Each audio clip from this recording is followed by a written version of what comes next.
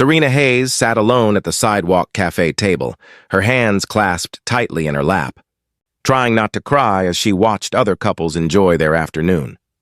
At 32, she'd finally worked up the courage to try dating again after 2 years in a wheelchair. The car accident that had changed her life had also ended her engagement when her fiancé decided he couldn't handle being with someone disabled.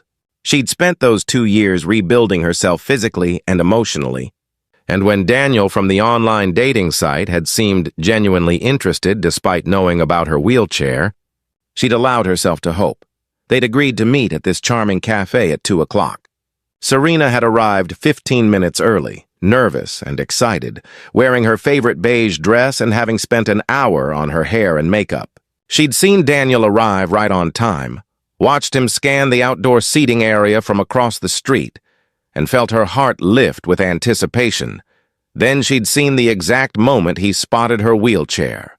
His expression had shifted from interest to something like disappointment or perhaps horror. He'd pulled out his phone, typed something quickly, and her phone had buzzed with a message. "Sorry, something came up. Can't make it. Good luck," just like that. He'd seen her disability and walked away without even the courtesy of a lie told to her face. Serena had ordered tea she didn't want and sat there, trying to decide whether to leave immediately or preserve some dignity by finishing her drink. She felt the familiar burn of rejection, the weight of being reduced to her wheelchair instead of seen as a person. She blinked back tears, determined not to cry in public. That's when the little girl appeared. She couldn't have been more than 3 years old, with blonde pigtails tied with red ribbons and a stuffed unicorn clutched in one small hand. She toddled directly to Serena's table with the fearless curiosity only very young children possess, stopping to stare with wide blue eyes. "Hi," the little girl said solemnly. "Why are you sad?" Serena quickly wiped at her eyes, forcing a smile. "I'm okay, sweetheart." "Are you lost? Where's your parent?" "Daddy's right there." The girl pointed to a man in a gray coat who was hurrying toward them, concern on his handsome face. He was perhaps in his late 30s, well-dressed in a way that suggested success, carrying himself with the confidence of someone accustomed to being in control. "Lily, you can't just run up to strangers," he said gently, reaching them. Then his eyes landed on Serena, taking in her tear-stained face and the empty chair across from her, and something in his expression softened. "I'm sorry if my daughter disturbed you. She has a habit of escaping when I'm not looking." "She didn't disturb me. She's lovely." Serena smiled at Lily, who was still studying her with that intense toddler focus. "Why do you have wheels?" Lily asked, pointing at Serena's wheelchair with innocent curiosity rather than judgment. "Lily, that's rude," her father started, but Serena shook her head. "It's okay. I don't mind." She looked at Lily seriously. "I was in an accident and my legs don't work like yours do. So I use this special chair with wheels to help me go places. It's kind of like how your daddy probably drives a car instead of walking everywhere." Lily considered this, then nodded as if it made perfect sense. "Can I sit with you? You look lonely." "Lily, the nice lady probably wants to be alone." "Actually," Serena heard herself say, "I'd love the company, if it's okay with your father." The man looked between Serena and his daughter, seeming to make a decision. "Okay, but just for a few minutes while I grab us coffee." "I'm Adrian, by the way." "Adrian Blackwood." "Serena Hayes," Adrian ordered at the counter while Lily climbed onto the chair across from Serena that Daniel was supposed to have occupied. She set her unicorn on the table carefully. "This is Sparkle," Lily announced. "She's magic. She makes people happy when they're sad. Do you want to hold her?" Serena accepted the worn, stuffed animal, feeling something crack in her chest. "Thank you, Lily. That's very kind." "Daddy says being kind is the most important thing. More important than being rich or smart or anything else." Lily swung her little legs, her red shoes catching the afternoon light. "Were you waiting for someone?" "Is that why you're sad?" "I was. But he decided not to come. That's mean. Daddy says if you make a promise, you have to keep it. Otherwise, people can't trust you." Lily's small face was serious with the weight of this lesson. "The person who didn't come wasn't very nice." "No," Serena agreed quietly. "He wasn't." Adrian returned with coffee and a juice box for Lily. Instead of taking his daughter and leaving, He sat down at the table, seeming to understand that his presence was somehow needed. "I hope you don't mind," he said, "but my daughter has excellent instincts about people, and she clearly thinks you need a friend right now. And honestly, I'm grateful for the chance to sit. Single parenting means I'm always chasing after a tornado in pigtails." Despite everything, Serena laughed. "She seems wonderful." "She is. Exhausting but wonderful." Adrian's expression grew more serious. "And I hope I'm not overstepping, but I saw what happened earlier. The man who looked at you from across the street and then left. I was standing nearby getting Lily ice cream, and I saw his face when he realized you were in a wheelchair. I saw him text and walk away." Serena felt heat flood her cheeks. "You saw that?" "I did. And I was so angry on your behalf that I almost followed him to tell him what an absolute fool he was." Adrian met her eyes directly. "But then Lily escaped and ran to you, and I realized maybe she had the right idea. Sometimes the best response to cruelty is kindness. To show someone that they're valued by actually valuing them, rather than wasting energy on people too shallow to see what's in front of them." "You don't even know me," Serena said, her voice shaking slightly. "I know you were kind to my daughter when she interrupted your afternoon. I know you explained your wheelchair to her with patience instead of anger. I know you accepted her stuffed animal and made her feel helpful instead of intrusive. That tells me more about your character than a dozen dates could reveal." Adrian paused. "And I know what it's like to be judged for circumstances beyond your control. My wife died 3 years ago, and the dating world has been brutal. Women who want a ready-made family until they realize parenting is actually work. Women who see dollar signs when they learn what I do for a living. Women who run when Lily has a tantrum or gets sick or needs attention that interrupts our date." "What do you do?" Serena asked. "I run an investment firm. Nothing too exciting, just making rich people richer, mostly." He smiled self-deprecatingly. "What about you?" "I'm a freelance graphic designer. I work from home mostly, which is convenient given my mobility challenges."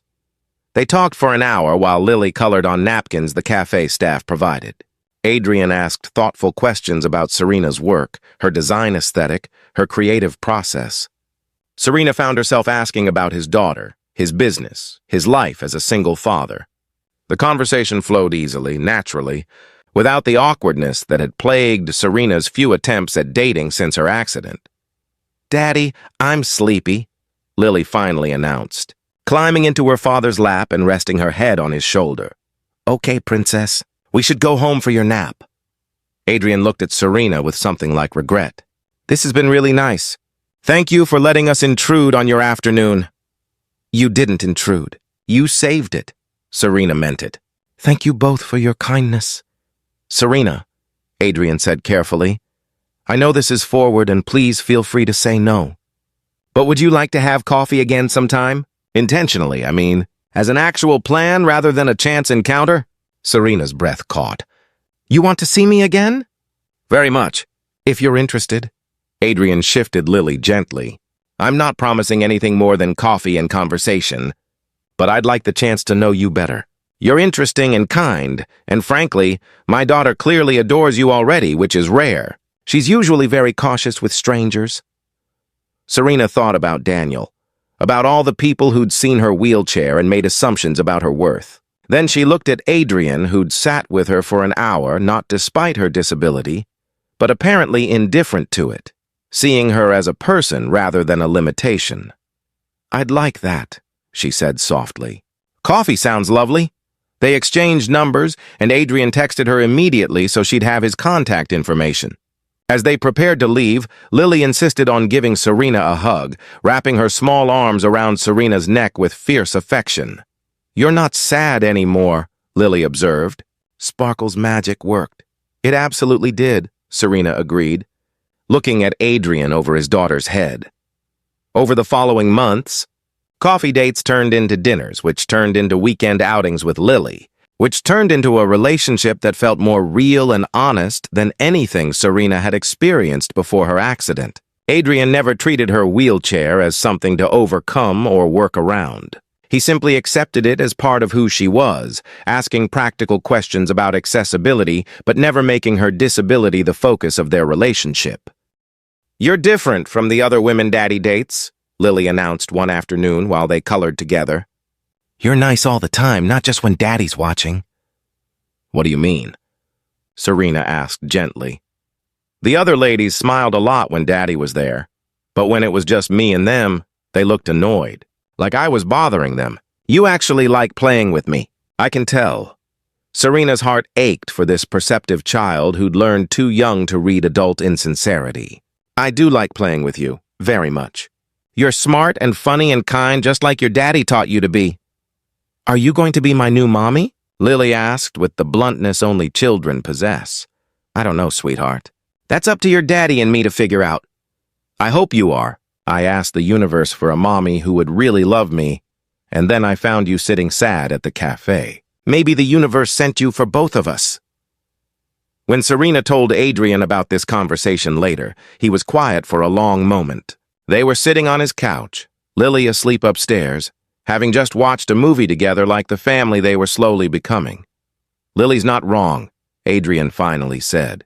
"I've been looking for someone to share my life with, but everyone I met wanted either my money or a fairy tale that didn't include the reality of raising a toddler. Then Lily ran up to you that day, and I saw how you treated her with genuine kindness even though you were hurting. I saw someone real. I was a mess that day," Serena protested, crying in public over being stood up. "You were human, vulnerable, honest. That man was a fool, Serena. But his loss was my gain, because if he'd shown up, I wouldn't have had an excuse to sit at your table. Lily wouldn't have given you her magic unicorn. We wouldn't be here now." "Are you saying you're glad I got stood up?" "I'm saying I'm grateful for whatever circumstances brought you into our lives." Adrian took her hand gently. "Serena, I love you. Not despite your wheelchair or your past or anything else. I love you because of who you are. Creative, strong, patient with my daughter, honest about your struggles. I love that you don't pretend to be perfect. I love that you make Lily laugh and that you've taught her that kindness matters more than appearances. I love you completely exactly as you are." Serena felt tears stream down her face, but this time they were happy tears. "I love you too. You and Lily both. You've given me something I didn't think I'd have again. A family. A future that isn't defined by what I lost, but by what I've found." "Then marry me," Adrian said simply. "Marry us. Let Lily's wish come true. Let me spend the rest of my life proving that real love sees the person, not the disability. That the right person doesn't run away, but sits down and stays." The proposal wasn't elaborate or public or Instagram-worthy. It was quiet and honest and perfect. Serena said yes through tears, while Lily's stuffed unicorn Sparkle sat on the bookshelf, having indeed worked her magic that day at the cafe. The wedding was intimate and meaningful. Lily served as flower girl, wearing a dress she'd helped choose and carrying a basket, while Sparkle rode in the basket beside the petals. When asked if anyone objected to the union, Lily stood up solemnly and said, "I object to anyone being mean to my mama ever again," which made everyone laugh and cry simultaneously. In his vows, Adrian spoke directly to Serena. "A foolish man saw your wheelchair and walked away from the most extraordinary woman he'll never know. His loss gave me the greatest gift, the chance to know you, love you, and build a life with you. You've taught Lily that kindness matters more than appearances. You've taught me that strength comes in many forms. And you've shown both of us that family isn't about being perfect, but about showing up exactly as we are and choosing each other every day." Serena's vows were simpler, but no less meaningful. "I was left alone at a cafe, feeling worthless and invisible. Then, a little girl with pigtails and a magic unicorn saw me as someone worth talking to, and her father saw me as someone worth staying for.